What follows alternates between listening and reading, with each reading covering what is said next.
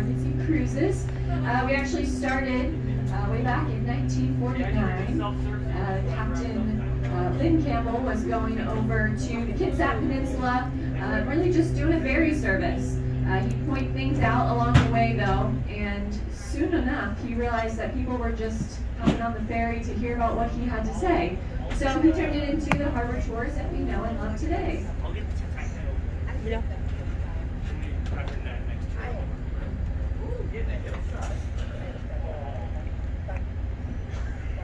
So we move along the waterfront here. Most of our sites are going to be off to the right here.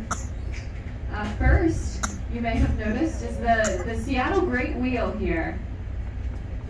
It sits on Miners Landing, and it's named that because the miners going up to the Yukon Gold Rush would leave out of these very piers here. Now, not many fortunes were made in the gold rush itself, unfortunately, but a few local fortunes were made outfitting those miners. It was said that they needed about a year's worth of supplies to head up. And so John Nordstrom started his shoe company to help the miners with their shoes, and really quite a successful business model, as we still have Nordstrom today. Selling much more than shoes. Also the United Parcel Service, UPS. They also started here as well at that time, moving parcels around. Now the next pier we see off to the right here is Pier 59. That is home to the Seattle Aquarium. Has anyone been there yet? Yes. No? Yeah, there you go.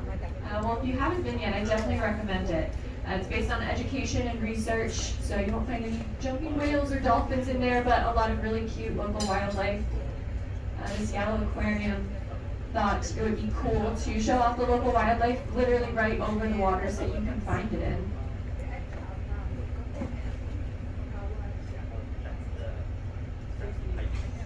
Now if you look up to the skyline, about a third of the way up, just up top of that garage, that parking garage there, you'll see a long yellow building with a green square on top. And to the left of that, you'll see some red umbrellas. That is all the back of Pike Place Market there. You can kind of see the back of the public market sign as well right here. It looks black from this angle, but you know it as the neon red sign.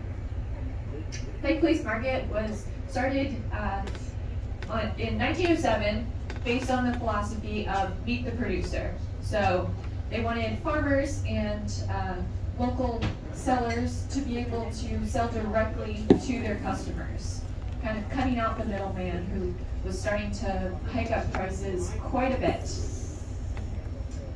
There's still about 100 farmers and about 200 local artists that sell their products in there daily now.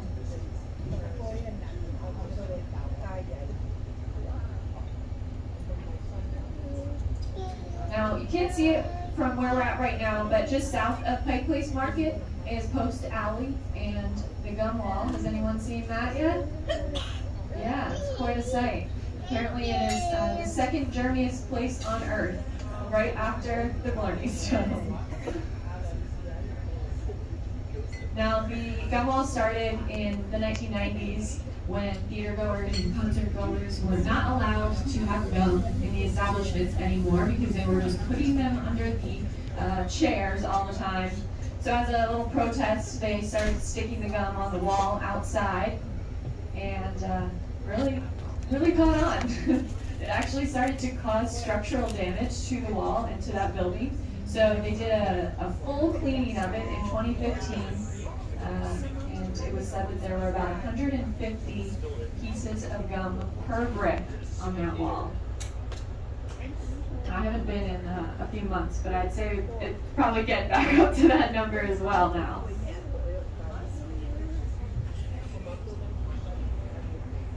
Now this pier that we're moving along the side of right now, this long side pier, is Bell Harbor Marina. It is our one and only downtown cruise ship terminal. We built this in the year 2000, and since then we have become the most popular cruise ship terminal on the entire West Coast. It's largely because there's this super specific maritime law that says that any cruise ship leaving from a U.S. port has to first stop in a foreign port before heading to another U.S. port. So we're a really great placement for folks going out to Alaska, because they can start here and then stop in Canada real quick, check that box, and make their way up through Alaska. So that's where the cruises around here are going. They're all going up to Alaska.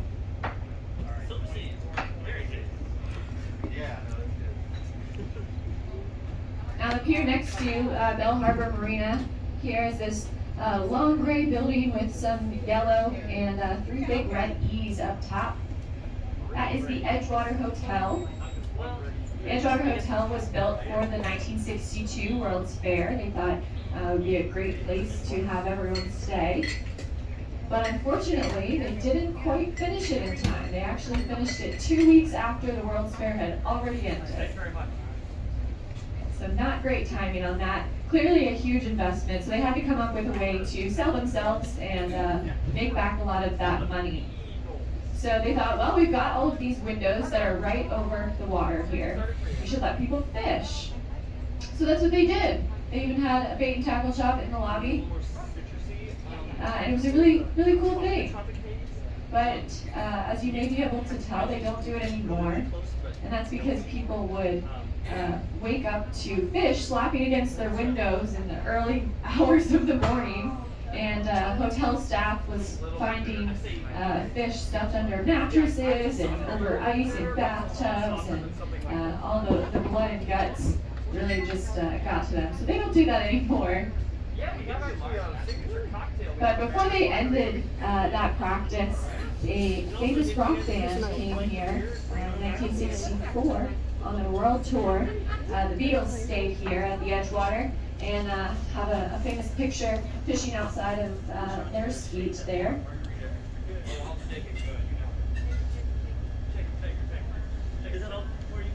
Now the Beatles didn't actually stay here because they thought it was cool to fish out of the window. They actually stayed there because they weren't allowed anywhere else in the entire city. And that's not because they hated the Beatles or anything. It was more so that no other hotel in the city thought that they could handle the security threat of all of the crazy Beatles fans. So they stayed at the Edgewater instead. They thought it'd be pretty safe to stay there, you know, surrounded by water. They definitely underestimated all of the Beatles fans who rented boats and kayaks and rafts and stood out on these waters and proved them wrong. Of course, after they left, the suite was ripped to shreds and every little thing was sold, even the carpet and the curtains. But now it's memorialized as the Beatles suite, full of all sorts of memorabilia, so cool little spot there. As we're getting to the end of our skyline here, some of you may have noticed we are getting a really awesome view of our Space Needle here. This is clearly the closest we're going to get to it, but also the most unobstructed view here. So now's a great time to take your cameras out and your phones and get a good picture of that. Now I'll actually be talking about the Space Needle a little bit later on our tour as we cross the bay. But first I want to mention this park that you see out front here along the water. This is Olympic Sculpture Park. It's owned by the Seattle Art Museum, but it's totally free and open to the public. Full of many great sculptures by local artists. But my favorite sculpture is actually the park itself.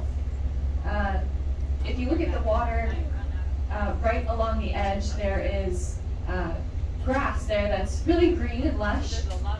That represents the more rainforest environment of western Washington. And the grass in the back represents the more drier agricultural environment of eastern Washington. And actually that cement walkway down the center there is also part of the sculpture. No, del hotel no, de la Space just Needle. east of Seattle here, and how it really divides the geography and weather patterns, really.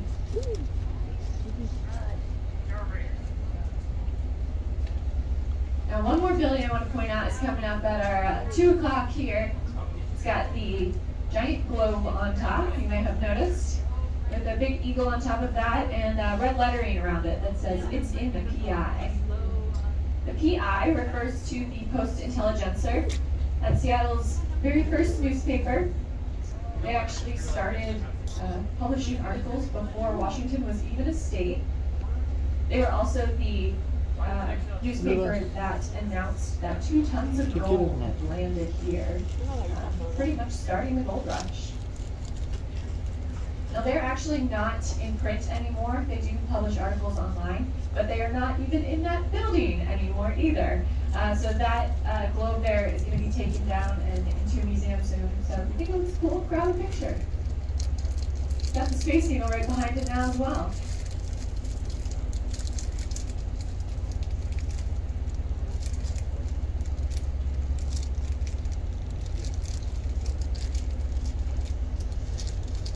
Now this park that you see along the water here is home to a few dogs right now.